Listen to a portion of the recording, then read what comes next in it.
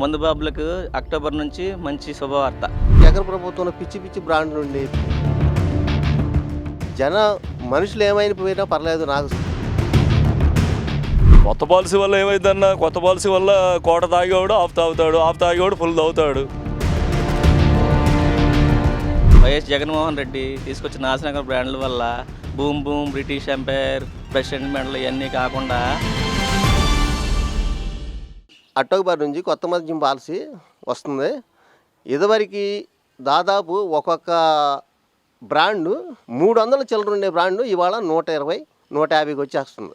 అలాగే ప్రజల్ని ఇబ్బందులు పెట్టుకోకుండా చేయకోకుండా కాస్తంత మంచి మద్యం ఇచ్చి, ఇప్పుడు పేదలు, మధ్యతరగతి వాళ్ళు వీళ్ళందరూ కూడా ఏదో పని చేసి వచ్చి వాళ్ళ ఆనందం కోసం సాయంత్రానికి ఏదో, అందరూ కాదు, దానికి అలవాటు పడ్డవాళ్ళు ఇవాళ 700, 600 సంపాదించే మనిషి 120, 150తో బయటపడి వచ్చేస్తున్నాడు. అదే జగన్ హయాంలో 600 సంపాదించిన మనిషి ఆ 600లలో 450, 500 రూపాయలు అక్కడే ఖర్చు పెట్టి 100 రూపాయలు తీసుకొని వచ్చాడు. మరి పొద్దాగా కష్టపడిన వ్యక్తి ఆ 500, 400 అక్కడ ఖర్చు పెడితే ఇంటికాడే భార్య పిల్లలు ఏందంటారు, ఏం చేస్తారు? అతను అలవాటు పద్ధతులు మానలేడు. మరి దీన్ని సరళించేటువంటి వ్యవహారం అతను ఏమీ చేయలేదు. చంద్రబాబు నాయుడు గారు ఇలా ఈ మద్యం రేట్లను తగ్గించి కాస్తంత ప్రజల్లో ఇబ్బంది పరిస్థితులు లేకోకుండా కాస్త అన్ని రకాలుగా కూడా సౌఖ్యంగా చూస్తున్నారు. నూతన మద్యం పాలసీని చంద్రబాబు నాయుడు గారు ఎలక్షన్ ప్రచారంలో చెప్పారు కాబట్టి దాన్ని అమలు చేయడానికి ఆయన శ్రీకారం చుడుతున్నారు. ఫస్ట్ ఏం చేయాలంటే మద్యపాన నిషేధం, సంపూర్ణ మద్యపాన నిషేధం అన్నది చేయాలి. అదే కాకుండా వాళ్ళు తీసుకొచ్చే పాలసీ విధానం చూస్తే మనం ప్రజలకు ఇవ్వాల్సిన సంక్షేమ పథకాలని దారి మళ్లించడానికి నూతన మద్యం పాలసీని జనాల్లో తీసుకొస్తున్నారు. గతంలో కూడా 2014 కాండి 2019 వరకు పాత పాలసీని వాళ్ళు మేము అది కంటిన్యూ చేస్తా అన్నారు. జగన్మోహన్ రెడ్డి గారు అధికారంలోకి వచ్చిన తర్వాత పాలసీ రేట్లు, మద్యం రేట్లు పెంచుకుంటూ వచ్చారు.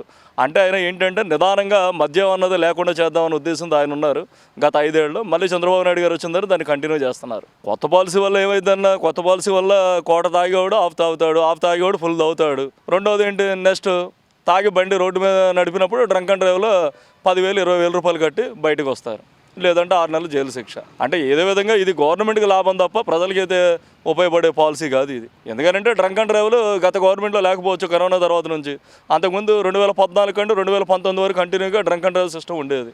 ఈరోజు మనకి చంద్రబాబు నాయుడు గారు ఎన్నికల హామీ ముందు ఇచ్చిన హామీ ప్రకారం మనకి మంచి బ్రాండ్లు అందించబోతున్నారు. అదే రకంగా గత ప్రభుత్వంలో వైఎస్ జగన్మోహన్ రెడ్డి తీసుకొచ్చిన నాశనకర బ్రాండ్ల వల్ల boom boom, British empire, president medal ఇవన్నీ కాకుండా మన చంద్రబాబు నాయుడు గారు ఏవైతే మాట ఇచ్చారో ఆ ప్రకారం నాణ్యమైన మందు అతి తక్కువ ధరలో Mansion House, Blenders Pride, MC whisky ఇలాంటివన్నీ మనకి అందుబాటులో ఇచ్చుకుంటారు. అదే రకంగా ఎన్నికల మేనిఫెస్టో ముందు ఎప్పుడైతే నేను నాణ్యమైన మందు ఇస్తానని, చంద్రబాబు నాయుడు రేట్లు తగ్గిస్తానని చంద్రబాబు నాయుడు గారు మనకు మాట ఇచ్చారు. ఆ మాట ప్రకారం ఎన్డీఏ ప్రభుత్వం మనకి మాట నిలబెట్టుకోవడానికి ఈ అక్టోబర్ 1 తారీఖు నుంచి మనకి నాణ్యమైన మందు, మద్యం అందుబాటులోకి రాబోతుంది. కనుక మాట ఇచ్చిన ప్రకారం చంద్రబాబు నాయుడుకి ధన్యవాదాలు తెలుపుకుంటున్నాము. అదే రకంగా మందు బాబులకు అక్టోబర్ నుంచి మంచి శుభవార్త. ఇప్పుడు ఎన్నికల సమయంలో ఏదైతే మనకు కొన్ని హామీలు అనేవి ఇచ్చారో చంద్రబాబు నాయుడు గారు, అలాగే ఇప్పుడు అన్నా క్యాంటీన్లు అని చెప్పి అవి కూడా రన్ చేస్తున్నారు. ఫంక్షన్లు కూడా ఏంటంటే 4,000 ఫంక్షన్ అనేది వచ్చిన మొదట్లోనే ఈ ప్రభుత్వం ఇచ్చింది. అన్నా క్యాంటీన్లు రన్ చేస్తున్నారు. అలాగే రేపు అక్టోబర్ నుంచి కూడా ఈ నూతన మద్యం పాలసీ విధానం అనేది చేస్తున్నారు. అలాగే ఇప్పుడు ఒకప్పుడు జగన్ ప్రభుత్వంలో పిచ్చి పిచ్చి బ్రాండ్లు ఉండి పిచ్చి పిచ్చిగా అన్నీ కూడా చికాకు కలిగి మనుషులు ఏమైపోయినా పర్లేదు నాకు సంపాదన రావాలనే ఉద్దేశంతో అన్ని పిచ్చి పిచ్చి బ్రాండ్లు పెట్టి అన్ని విధాలుగా కూడా ప్రజల్ని ఇబ్బందులు గురి చేసి, కొంతమంది అయితే ఈ మద్యం మూలన చనిపోతున్నారని చెప్పి ఎన్ని చెప్పినా కానీ తను పట్టించుకోకుండా తన సంపాదన ధ్యేయంగా అన్ని రకాలుగా కూడా ఇచ్చేసాడే కానీ ఏనాడు కూడా ప్రజల సుఖ సౌఖ్యాలు అనేది పట్టించుకోలేదు. వీళ్ళు ఏమైపోతారు ప్రజలు అనేది కూడా ఆలోచించాలి. అసలు తనకి ఏది నచ్చితే అదే, తనకి ఏది చేయాలనుకుంటే అదే, ఎవరు ఏమైనా పర్లేదు, మనకి డబ్బు కావాలి, మళ్ళీ మనం ఈ డబ్బును పంచి అధికారంలోకి రావాలనే ఆలోచనే కానీ ప్రజలకు మంచి చేస్తే మళ్ళీ మనల్ని గెలిపిస్తారు అనే విధానం లేకపోకుండా డబ్బుతోనే ప్రజలను కొలాలని చెప్పి ఎన్నో రకాలుగా ప్రభావాలకు గురి చేశాడు.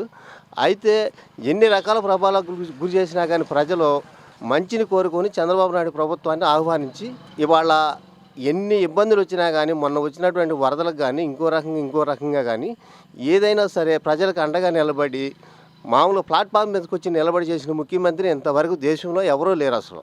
అలా చేస్తుంటే ఫోటో షూట్లు చేస్తానికి వస్తున్నాడు, అది చేస్తానికి వస్తున్నాడు, ఇది చేస్తానికి వస్తున్నాడు అని చెప్పి అన్నారు. కానీ ప్లాట్ఫామ్ మీదకి వచ్చి చేసిన నాయకుడు, ఇంతవరకు ముఖ్యమంత్రి హోదాలో ఉన్న నాయకుడు ఏ రాష్ట్రంలో అయినా ఉన్నాడా? ఏదో వస్తాం, ఏరియాలు సర్వే చేయటం, వెళ్ళిపోతామే. కానీ ప్లాట్ఫామ్ మీదకి వచ్చిన ముఖ్యమంత్రి అనేది ఈయన ఒక్కడే ఇవాళ. అది ప్రజలు కూడా గమనిస్తున్నారు. రాబోయే కాలంలో ఎన్నో విధాలుగా కూడా కాస్తంత అభివృద్ధి కార్యక్రమాలు చేసి ప్రజలు ఇబ్బందులు లేకోకుండా పరిపాలించాలనేదే చంద్రబాబు నాయుడు గారి ధ్యేయం. ఇవాళ ఆర్థిక పరిస్థితులు ఎంత కొట్టుమిట్టాడుతున్నా కానీ ప్రజలకు ఇవ్వాల్సిన ఒక్కొక్కటి ఈ సూపర్ 6 పథకంలో ఒక్కొక్కటి అమలు చేసుకుంటూ వస్తున్నారు. కానీ ఇది చేయట్లా.